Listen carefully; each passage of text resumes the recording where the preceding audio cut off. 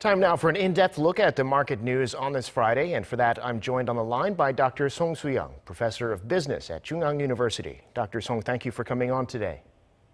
Thank you for inviting me again. Well, a lot of factors weighing on the markets right now. The APEC summit being canceled, which is where the U.S. China trade deal might have been signed. The U.S. grounding Chinese-made drones because of concerns about spying. What's happening in the markets today? As far as today's, the S&P 500 dropped a little bit, which has reached the highest point in Thursday. Then the problem is right now the U.S. economy, particularly in the stock price, has sold too much, and now they are in the process of adjustment. So I don't worry too much about that. But however, particularly for the U.S., the manufacturing activity is clearly shows the declining signal. That's why the Federal Reserve Bank decided to, as a preemptive measure, to decrease the federal funds rate. And in Asia Pacific market, there is response was relatively stable. That's what I know as far as. Yeah, most markets here in Asia up slightly today, except for the Nikkei. Now, meanwhile, the Chinese Communist Party's wrapped up its plenary meeting in Beijing. This was, of course, behind closed doors, but they've released a communique. What kind of measures did they discuss, and what implications, if any, are there for the global economy?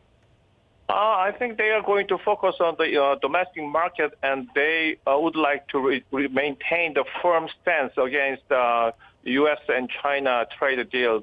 Because currently the President Trump is quite in some unfavorable situation because the House of Congress has passed the impeachment inquiry for him. So that's why I believe that Chinese government believe time is on their side, and then they rather making some concession. They would like to retain current position and then wait until the U.S. President Trump has offered some kind of the offer for the settlement of the U.S. China dispute. So to that regard, the Chinese position is currently they are not in a hurry. And however, still they concerned about some declining growth rate and the manufacturing activities in the domestic market. I think that is quite an issue for them.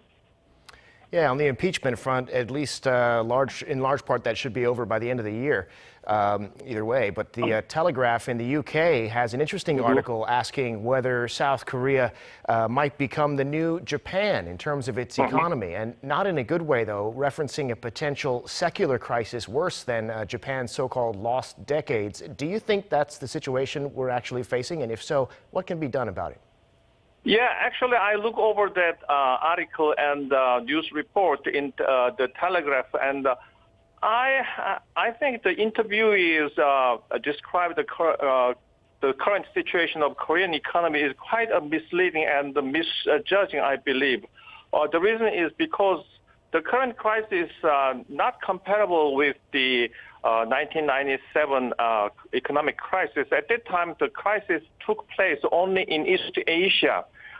It did not have any negative impact even on the Japan. But right now, Korean economy suffered from some external factors such as the U.S. China dispute and some sudden stop of the export of the important materials from Japan. However, now we have a domestic issue is because we have some declining birth rate, and that is a major factor for the stagnant Korean economy right now.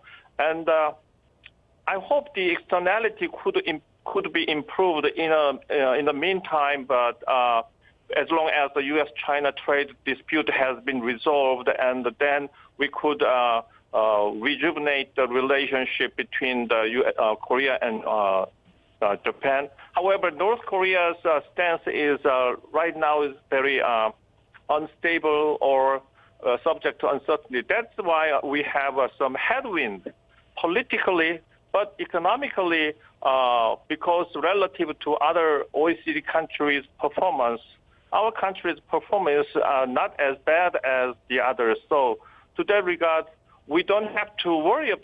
Fear is fear itself. So we don't have to fear that we are going to another round or phase of IMF crisis, which is similar to the 1997. Nor do we have to concern about that. However, we have to focus on how to rebuild some domestic demand and how to incur some kind of innovation that could be used as a future prosperity, and how to resolve some inequality of the income and wealth.